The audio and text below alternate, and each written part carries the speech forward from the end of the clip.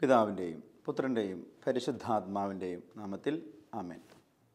മത്തായിയുടെ സുവിശേഷം 5-ാം അധ്യായം 38 മുതലുള്ള വചനങ്ങളെക്കുറിച്ച് നമുക്കൊന്ന് ധ്യാനിച്ച് പ്രാർത്ഥിക്കാം. കണ്ണിനു പകരം കണ്ണ്, പല്ലിനു പകരം പല്ല് എന്ന് പറഞ്ഞിട്ടുള്ളത് നിങ്ങൾ കേട്ടിട്ടുണ്ടല്ലോ. എന്നാൽ ഞാൻ നിങ്ങളോട് പറയുന്നു, ദുഷ്ടനെ എതിർക്കരുത്.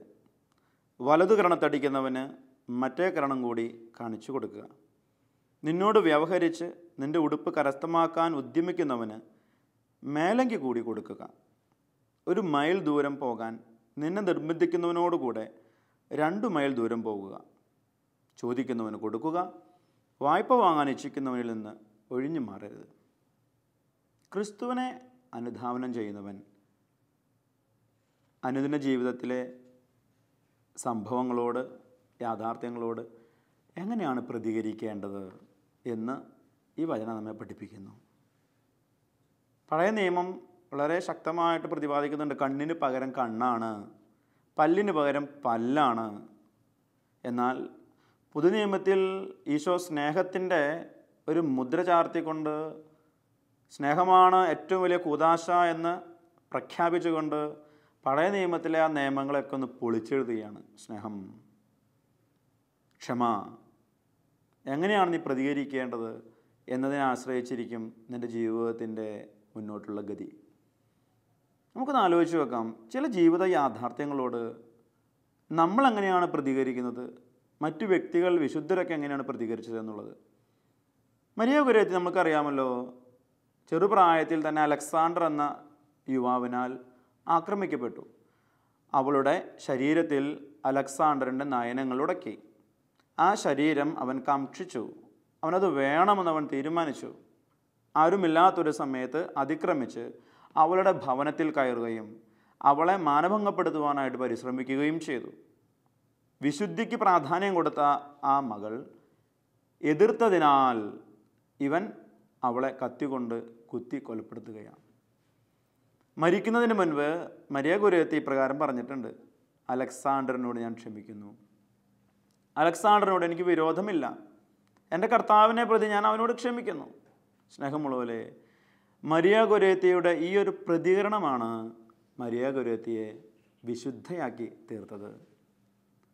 നമ്മൾ മറ്റുള്ളവരോട് എങ്ങനെയാണോ ചില പ്രതിസന്ധി ഘട്ടങ്ങളിൽ പ്രതികരിക്കുന്നത്, അതിലാണ് നമ്മുടെ ആത്മീയതയും ആധ്യാത്മികതയും.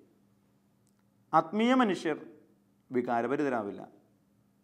ഈശോ ജ്ഞാനത്തിൽ വളർന്നു എന്ന് പറയുമ്പോൾ ലൂക്കായുടെ സുവിശേഷം 2:52 പറയുന്നുണ്ടല്ലോ, പ്രായത്തിലും വളർന്നു, ജ്ഞാനത്തിലും വളർന്നു. നമ്മളെല്ലാവരും പ്രായത്തിൽ വളർന്നവരാണ്. എന്നെ കേട്ടുകൊണ്ടിരിക്കുന്ന നിങ്ങളിൽ പല പ്രായമുള്ളവരുണ്ട്. 50 വയസ്സുള്ളവരുണ്ട്, 25, 30, 2-3 മക്കളുള്ളവരുണ്ട്, പേരക്കിടാങ്ങളുള്ളവരുണ്ട്. പക്ഷേ പ്രായത്തിൽ വളർന്ന നിങ്ങൾ ജ്ഞാനത്തിൽ വളരുവാനായിട്ട് നിങ്ങൾക്ക് കഴിഞ്ഞുവോ, സാധിച്ചുവോ? എന്താണ് ജ്ഞാനത്തിൽ വളരുക? വികാരങ്ങളെ വിവേകം കൊണ്ട് കീഴടക്കുവാനുള്ള ശക്തിയാണ് ജ്ഞാനം. വികാരങ്ങളെ വിവേകം കൊണ്ട് കീഴടക്കുക, വിവേകപൂർവ്വം നിയന്ത്രിക്കുക, അതാണ് ജ്ഞാനം എന്ന് പറയുന്നത്. പ്രകോപിതരാകാതിരിക്കുക, ആത്മസംയമനം പരിശുദ്ധാത്മാവിൻ്റെ ഒരു ഫലമാണല്ലോ. ഗലാത്യക്കാർക്ക് എഴുതിയ ലേഖനം 5:22 നമുക്ക് പരിശുദ്ധാത്മാവിൻ്റെ ഫലങ്ങൾ കാണാം. അതിനകത്തൊരു ഫലമാണ് ആത്മസംയമനം. ആത്മസംയമനം പാലിച്ച് ക്ഷമിച്ച് പുറത്തൊക്കെ കാര്യങ്ങൾ നോക്കിക്കാണാനായിട്ട് സാധിക്കുമ്പോൾ അവിടെ സമാധാനം ഉണ്ടാവും, സന്തോഷം ഉണ്ടാവും. ആ പ്രതികരണത്തിലൂടെ വിശുദ്ധർ നമ്മുടെ കുടുംബങ്ങളിൽ, നമ്മുടെ ഇടയിൽ ജനിക്കും. നമുക്കറിയാമല്ലോ, നമ്മുടെ തന്നെ നാട്ടിൽ വാഴ്ത്തപ്പെട്ടവളായി പ്രഖ്യാപിക്കപ്പെട്ട റാണി മരിയ, സിസ്റ്റർ റാണി മരിയ. ഞാൻ ചിന്തിക്കുകയായിരുന്നു, സിസ്റ്റർ റാണി മരിയ എന്താണ് ഇത്ര അതിശയോക്തിയോടുകൂടി ചെയ്തത്? സിസ്റ്റർ റാണി മരിയയ്ക്ക് 57 കുത്തേറ്റു എന്ന് പറയപ്പെടുന്നുണ്ട്. ഈ കുത്തുകൾ ആവർത്തിച്ച് സിസ്റ്റർ റാണി മരിയയുടെ ഘാതകൻ അവളെ കുത്തി വേദനിപ്പിച്ചുകൊണ്ടിരുന്നു. അവൾ ബസ്സിൻ്റെ ആ കമ്പിയിൽ കൈ പിടിച്ചു, ആ കൈ പോലും അറുത്തു മാറ്റി. എന്നിട്ട് എന്നെ ഏറ്റവും ആകർഷിച്ച ഒരു വിഷയമെന്ന് പറയുന്നത്, ഒരിക്കൽ പോലും റാണി മരിയ സിസ്റ്റർ ഒരു പുലഭ്യം പറഞ്ഞില്ല, അസഭ്യം പറഞ്ഞില്ല, അവനെ ആക്രോശിക്കുകയോ വഴക്കു പറയുകയോ ചെയ്തില്ല. റാണി മരിയ പറഞ്ഞത് ഒരേ ഒരു വാക്കാണ്, കർത്താവേ ഈശോയെ. ജീവിതത്തിൽ കൊടും വേദനയിൽ മരണത്തോട് മല്ലിടുമ്പോഴും ഈ വിശുദ്ധയായ സ്ത്രീ പ്രതികരിച്ചത് ഈശോയെ ഈശോയെ എന്നാണ്. നമ്മളൊക്കെ ആണെന്നുണ്ടെങ്കിൽ എന്തുമാത്രം പുലഭ്യം പറയുമായിരുന്നു, അസഭ്യം പറയുമായിരുന്നു, ചിലപ്പോൾ വഴക്ക് പറഞ്ഞ് അയാളേക്ക് എന്തുമാത്രം ചീത്ത വാക്കുകൾ പറയുമായിരുന്നു, തെറി പറയുമായിരുന്നു. ഇതാണ് വിശുദ്ധർ തമ്മിലുള്ള വ്യത്യാസം എന്ന് പറയുന്നത്. നമ്മുടെ നാട്ടിൽ തന്നെ ജീവിച്ചൊരു വ്യക്തിയാണ്.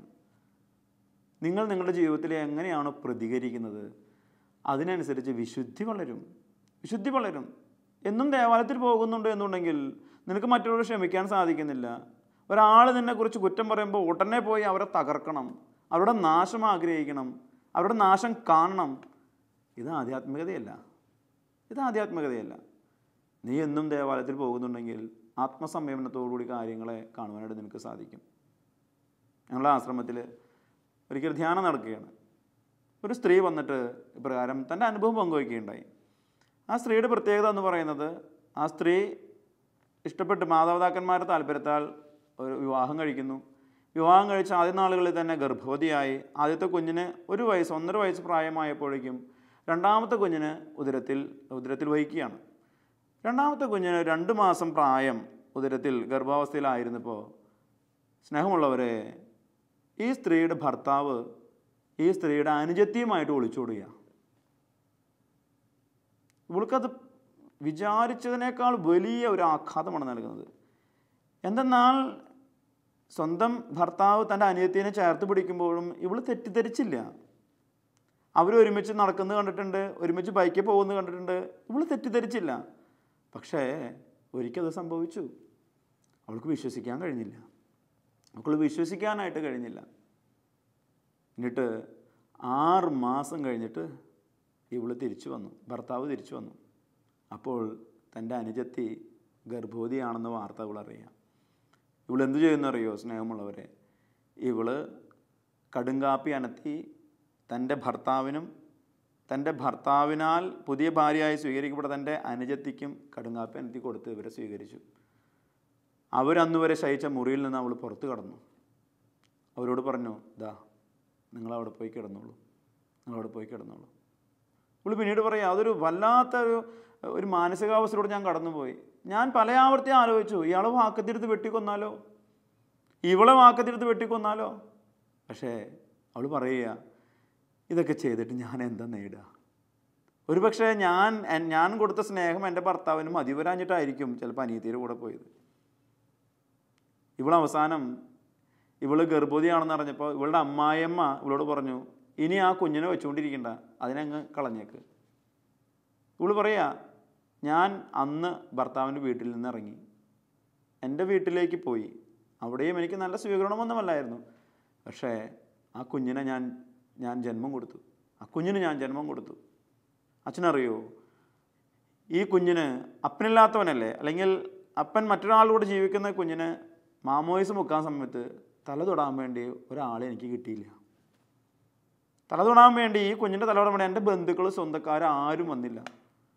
പള്ളിയിൽ എന്നും വരുന്ന ഒരു ചേട്ടനും ഒരു ചേച്ചിയും, അവരാണ് എൻ്റെ ഇളയ കുഞ്ഞിനെ മാമോയിസ് മുക്കിയപ്പോൾ തലതൊട്ടപ്പനും തലതൊട്ടമ്മയായിട്ട് നിന്നത്.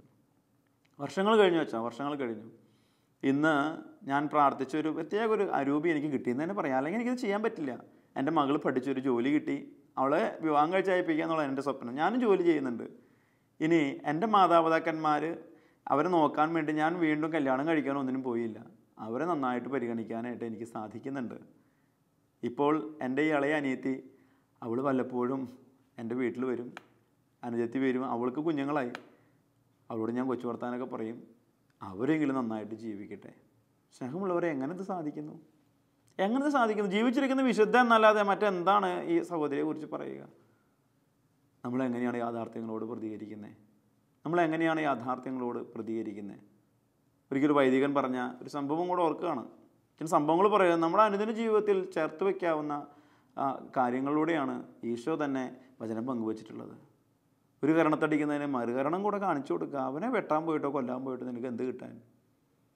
നിന്റെ ശത്രുവിനെ നിന്നെ സ്നേഹിക്കുക. ഈശോ പഠിപ്പിച്ച പാഠമല്ലേ? കുരിശിൽ കിടന്നുകൊണ്ട് പോലും അവിടുന്ന് പുറത്തില്ലേ? യേശൻ പറഞ്ഞത് പ്രകാരമാണ്. അയൽപക്കത്ത് ഒരു വീട്ടിൽ 2 വീട്ടുകാർ അടുത്തടുത്ത് താമസിക്കുന്നു. ഈ സ്ത്രീയുടെ വീട്ടിൽ കോഴികളുണ്ട്. ഈ കോഴി വേലി കടന്ന് ഇയാളുടെ പറമ്പിൽ ചെല്ലും. ഇയാളുടെ പറമ്പിൽ ചെല്ലുമ്പോൾ ഇയാൾ കല്ലെടുത്ത് എറിഞ്ഞ് ഓടിക്കും. ഇയാൾ പറയും, അതേ ഞാൻ നട്ടിരിക്കുന്ന പയർ, ഞാൻ നട്ടിരിക്കുന്ന മറ്റു വിളകൾ കോഴി കൊത്തി നശിപ്പിക്കുകയാണ്, നീ നിൻ്റെ കോഴിയെ കൂട്ടിലിട്ട് വളർത്ത്.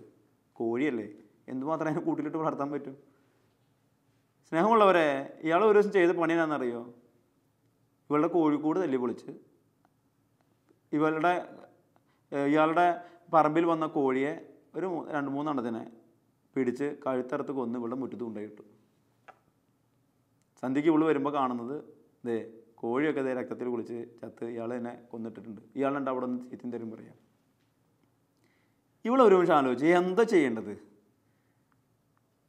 മകനെ വിളിച്ചിട്ട് പറഞ്ഞതാ നമുക്ക് പപ്പും തോലും പറിക്കാം.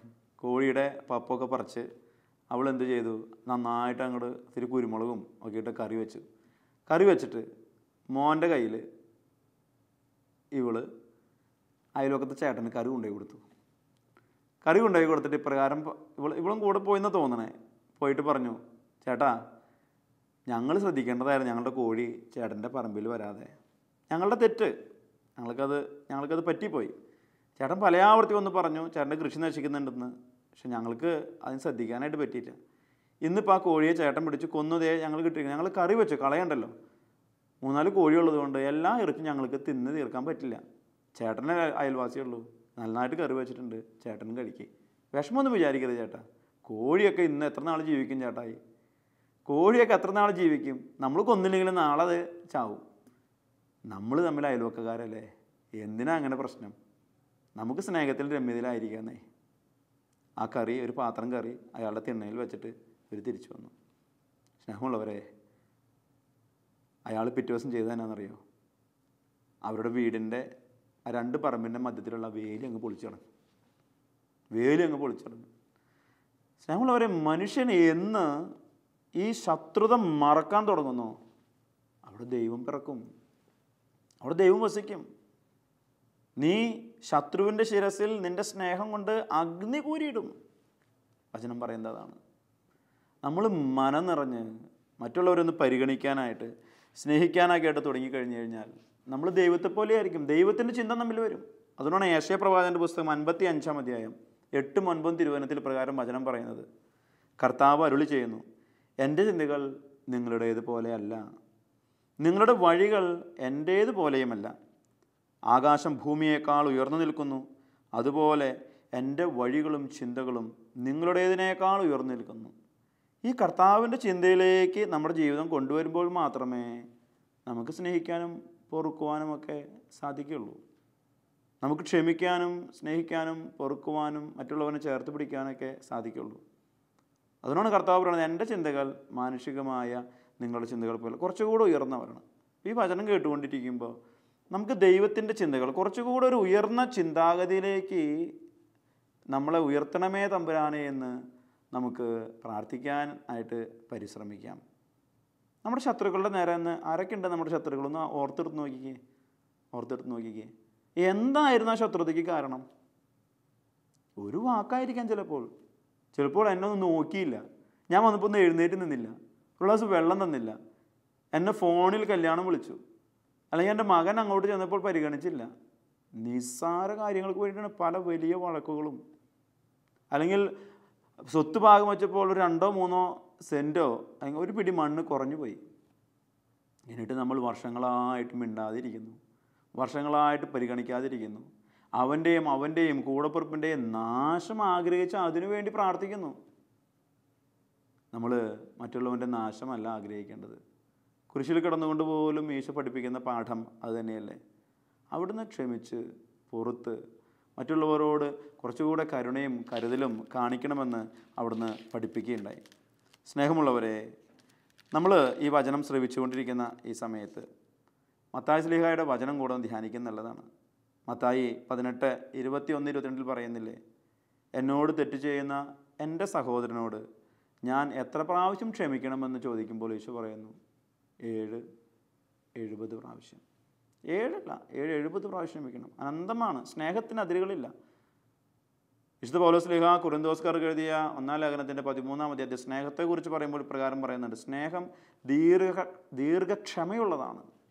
ദീർഘക്ഷമയുള്ളതാണ്. നിനക്ക് അനന്തമായി ക്ഷമിക്കാൻ കഴിയുന്നില്ല എന്നുണ്ടെങ്കിൽ യു ആർ നോട്ട് ലവിങ്. നീ സ്നേഹിക്കുന്നില്ല. നീ സ്നേഹിക്കുന്നു എന്ന് പറയുന്നത് മാത്രമേ ഉള്ളൂ. അപ്പം സ്നേഹം എന്ന് പറയുന്നത് ക്ഷമയാണ്. അല്ലെങ്കിൽ ക്ഷമയില്ലാത്തിടത്ത് സ്നേഹമില്ല. Love is equal to forgiveness. നീ സ്നേഹിക്കാൻ നിനക്ക് കഴിവുണ്ട് എന്നുണ്ടെങ്കിൽ ക്ഷമിക്കാനും പൊറുക്കാനും കഴിവ് വേണം. അല്ലെങ്കിൽ പൗലോസിലേക്ക് പറയുന്നത് പ്രകാരം നീ മുഴങ്ങുന്ന ചേങ്ങലയാണ്. സ്നേഹിക്കുന്നുണ്ട് എന്ന് പറഞ്ഞു നടക്കുന്നു, പക്ഷേ നിനക്ക് സ്നേഹിക്കാൻ പറ്റില്ല. നീ എപ്പോഴും മനസ്സിൽ വെറുപ്പും വിദ്വേഷവും പകയും അവരൻ്റെ നാശവും ആഗ്രഹിച്ച് നടക്കുന്ന ഒരു വ്യക്തിയായിരിക്കും. എന്ത് നേടാനായിട്ട് സാധിക്കും? ജീവിതത്തിൻ്റെ അവസാനത്തിൽ ഇങ്ങനെ പകയും വെറുപ്പും വിദ്വേഷമൊക്കെ വെച്ച് നടന്നിട്ട് എന്ത് നേടുന്നു? നമ്മൾ എന്ത് നേടുന്നു? ഒന്നും കൊണ്ടുപോകുന്നില്ലല്ലോ.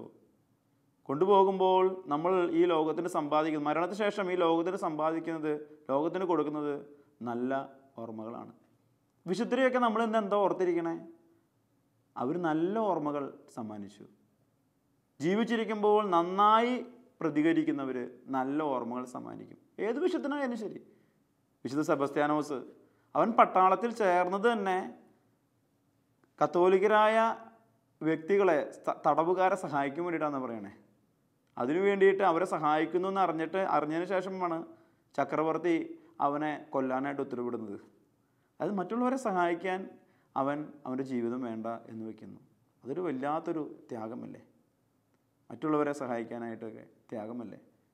സ്നേഹമുള്ളവരെ, നമ്മൾ ഈ വചനം ശ്രവിച്ചുകൊണ്ടിരിക്കുന്ന നിമിഷത്തിൽ തന്നെ കുറേ അങ്ങ് ഉരുകിത്തീരട്ടെ. ഒരു മെഴുകു പോലെ ഈശോയുടെ അടുത്തേക്ക് നമ്മൾ അടുക്കും തോറും നമ്മൾ ഉരുകണം, നമ്മൾ ഉരുകിത്തീരണം. മനസ്സിലുള്ള വെറുപ്പ്, പക, വിദ്വേഷം, വൈരാഗ്യം, കോപം എന്നിവയൊക്കെ ഉരുകിത്തീരാനായിട്ട് നമുക്ക് കഴിയണം. മത്തായി 6:14 പറയുന്നുണ്ടല്ലോ, മറ്റുള്ളവരുടെ തെറ്റുകൾ നിങ്ങൾ ക്ഷമിക്കുമെങ്കിൽ സ്വർഗസ്ഥനായ പിതാവ് നിങ്ങളുടെ തെറ്റുകളും ക്ഷമിക്കും. മറ്റുള്ളവരുടെ തെറ്റുകൾ നിങ്ങൾ ക്ഷമിക്കുമെങ്കിൽ സ്വർഗസ്ഥനായ പിതാവ് നിങ്ങളുടെ തെറ്റുകളും ക്ഷമിക്കും. വിശുദ്ധനായ ഫ്രാൻസിസ് സാലസ് ഇപ്രകാരം പറയുന്നുണ്ട്. നമ്മുടെ ജീവിതങ്ങൾ നോക്കി തന്നെയാണ് അദ്ദേഹം പറയണത്. നമ്മൾ നമ്മുടെ ജീവിതത്തിൽ ചെയ്യുന്ന വലിയ അപരാധങ്ങൾ കണ്ടില്ലെന്ന് നടിക്കുകയും നമ്മുടെ കൂടെ ജീവിക്കുന്നവർ ചെയ്യുന്ന ചെറിയ അപരാധങ്ങൾ വലുതാക്കി കാണിക്കുകയും ചെയ്യുന്നു. ഇതെന്താ ആധ്യാത്മികത? ഇതെന്താ ആധ്യാത്മികത? സ്നേഹമുള്ളവരെ, ചിലതൊക്കെ കണ്ടില്ല കേട്ടില്ല എന്ന് നമുക്ക് നടിക്കാം, ധരിക്കാം. അതിനുള്ള വലിയ കൃപ നമുക്ക് തമ്പുരാൻ കർത്താവ് തരട്ടെ. നമ്മൾ ഇനി അടുത്തൊരു ബലിയർപ്പിക്കാൻ പോകുന്നതിന് മുൻപ് ഈശോ പറഞ്ഞ് ഈ വചനം കൂടെ ഒന്ന് കേട്ടിട്ട് പോയിക്കോളൂ. മത്തായിയുടെ സുവിശേഷം 5-ാം അധ്യായം 23-ഉം 24-ഉം വചനങ്ങൾ. നീ ബലിയർപ്പിക്കാൻ പോകുന്നതിന് മുൻപ് നിൻ്റെ സഹോദരന് നിന്നോട് എന്തെങ്കിലും വൈരാഗ്യമുള്ളതായിട്ട് നീ അറിഞ്ഞു എന്നുണ്ടെങ്കിൽ നീ മാപ്പപേക്ഷിക്കുക. നീ ചെന്ന് മാപ്പപേക്ഷിക്കുക, എന്നിട്ട് ബലിയർപ്പിക്കുക. നമുക്ക് ഈ ഒരു കൃപയ്ക്ക് വേണ്ടി പ്രാർത്ഥിക്കാം. സ്നേഹപൂർവ്വം പ്രതികരിക്കുവാനുള്ള കൃപ. സ്നേഹപൂർവ്വം പ്രതികരിക്കുന്നവരുടെ കത്തോലിക്കാ സഭ വിളിക്കുന്ന പേരാണ് വിശുദ്ധർ. സ്നേഹപൂർവ്വം നീ ഇന്ന് പ്രതികരിച്ച് നോക്കിക്കേ, നീയും വിശുദ്ധനായി വിശുദ്ധിയായി വിളിക്കപ്പെടും. നമുക്ക് പ്രാർത്ഥിച്ചാലോ? നല്ല തമ്പുരാനെ, അങ്ങയുടെ വചനം ഞങ്ങൾ ശ്രവിക്കുകയായിരുന്നു. ഒരു കരണത്തടിക്കുന്നവന് മറ്റേ കരണം കൂടെ കാണിച്ചു കൊടുക്കുക. ശത്രുവിനെ സ്നേഹിക്കുക. കർത്താവെ, നീ പഠിപ്പിച്ച പാഠം ജീവിക്കാൻ വല്ലാത്ത ബുദ്ധിമുട്ടാണ്, ഞങ്ങളത് അറിയുന്നു. എങ്കിലും ഇന്നേ ദിവസം ഈ വചനത്തിൻ്റെ ഒരു അഭിഷേകം ഞങ്ങൾക്ക് തരണമേ. ക്ഷമിക്കാൻ, പൊറുക്കാൻ, പൊറുതി ചോദിക്കുവാൻ വലിയ കൃപ ഞങ്ങൾക്ക് നീ തരണമേ. ഞങ്ങളുടെ സഹോദരങ്ങളോട്, കൂടെപ്പിറപ്പുകളോട്, കൂടെ ജോലി ചെയ്യുന്നവരോട്, കൂടെ സഞ്ചരിക്കുന്നവരോട്, കൂടെ പഠിക്കുന്നവരോട്, മാതാപിതാക്കന്മാരോട് ക്ഷമയും പൊറുതിയും ചോദിക്കുവാനും അവർ ചോദിച്ചു വരുന്ന സ്നേഹം, കരുതൽ, ക്ഷമ അവർക്ക് കൊടുക്കുവാനുമുള്ള കൃപ ഞങ്ങൾക്ക് നൽകണമേ. പരിശുദ്ധ അമ്മേ മാതാവേ, അമ്മയുടെ മകനെ പടയാളികൾ കുന്തത്താൽ കുത്തി നോവിപ്പിച്ചപ്പോഴും അവരോട് വെറുപ്പില്ലാതെ ക്ഷമിക്കാൻ കുരിശിൻ ചുവട്ടിൽ നിന്നവളെ, ക്ഷമിക്കാൻ കഴിഞ്ഞവളെ ഞങ്ങൾക്ക് വേണ്ടി മധ്യസ്ഥം വഹിച്ച് പ്രാർത്ഥിക്കണമേ. പരിശുദ്ധ ലാസലേറ്റ് അമ്മേ, ഞങ്ങൾക്ക് വേണ്ടി അപേക്ഷിക്കണമേ. ആമേൻ.